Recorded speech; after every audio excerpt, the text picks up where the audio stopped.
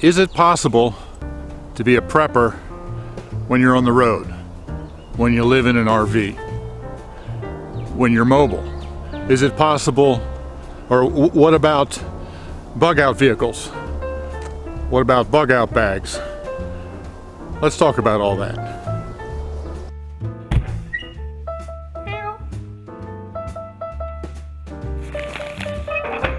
Tiny house prepper. Live simple, live free. Hey everybody, I'm Bill with Tiny House Prepper, and if you've watched our channel recently, you know that we're spending a lot more time in our RV. And in fact, our goal is to eventually spend as much as half the year in our RV traveling around. And you know that we are Tiny House Prepper. We are preppers. Should we change the name of our channel to RV Prepper? I don't know. But in the traveling that we've done, which so far is still very limited, but we did 3.5 week trip just recently, and I've considered, how do we prep when we're on the road, and is it really possible? Well, I would say yes and no. It depends on what kind of emergency you're talking about. I have had people ask me about what kind of bug out bag we've got, and what about bug out location, and a lot of people talk about bug out vehicles and how important they are. They have this big super duper 4-wheel drive, go anywhere overland vehicle. This is going to be their bug out vehicle. So is that really possible? Is that really practical? Well, it depends on what kind of emergency you're talking about. If you're talking about a short-term emergency of maybe a couple of months, that's localized. For instance, if you live in Florida, or if you live in Louisiana or something like that, and you're running from a hurricane, then by all means have a bug out vehicle.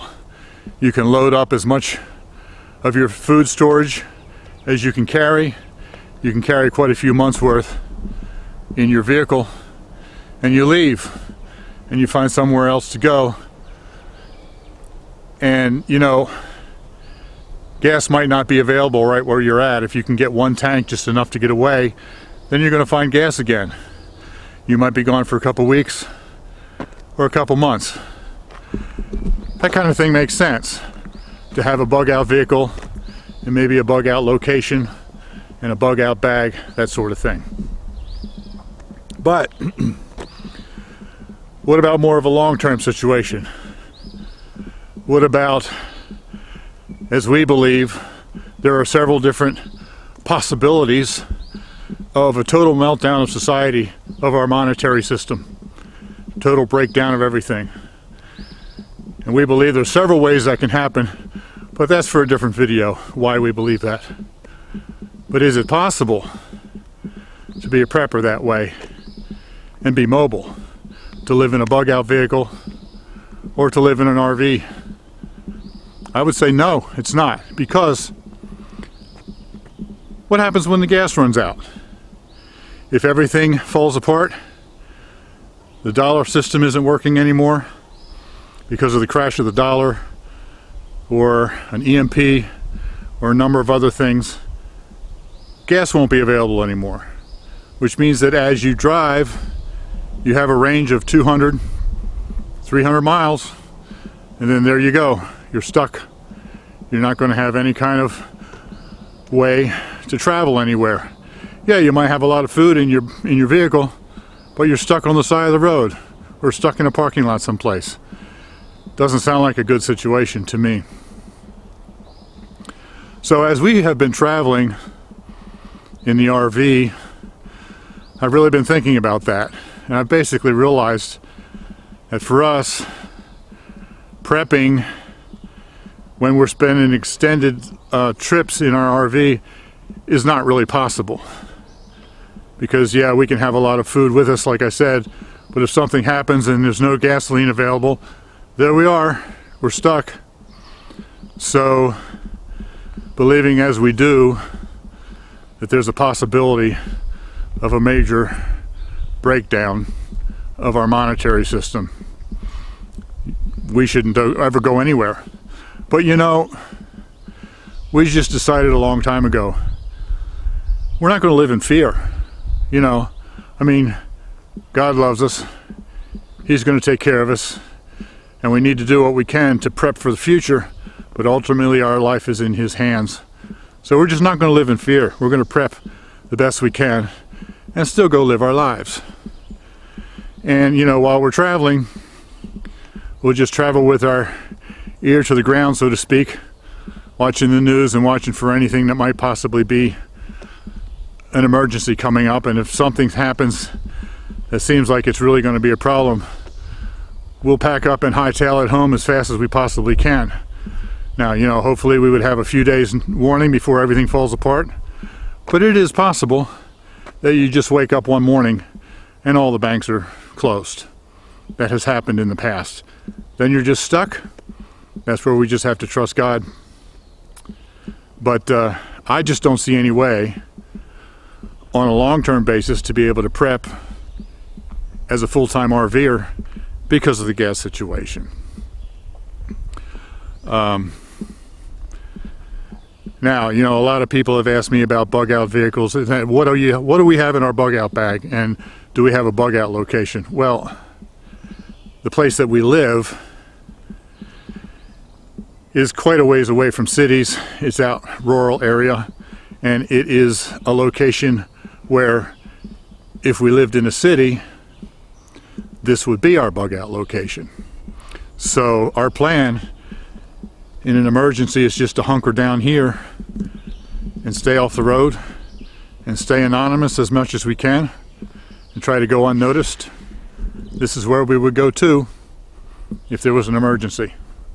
So do we have a bug-out bag? No.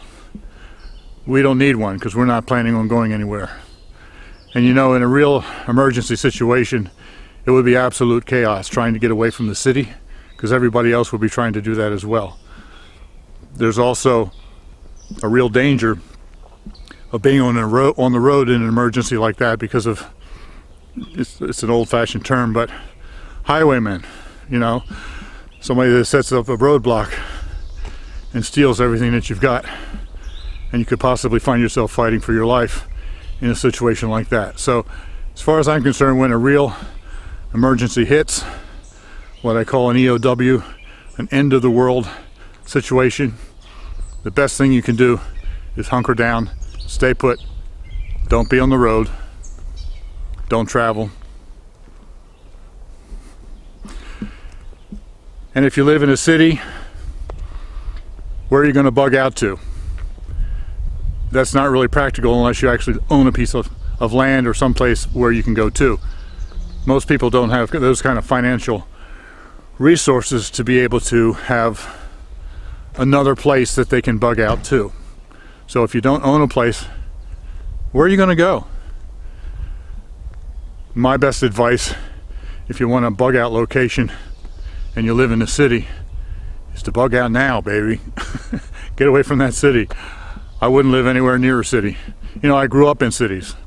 I grew up until I was 10 in Baltimore, and then until I was 15 in the Philadelphia area. But then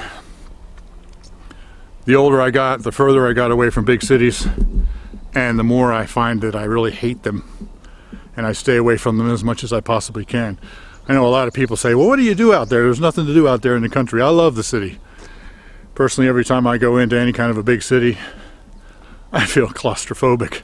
But you know, that's just me. But I just can't wait to get away from the big cities.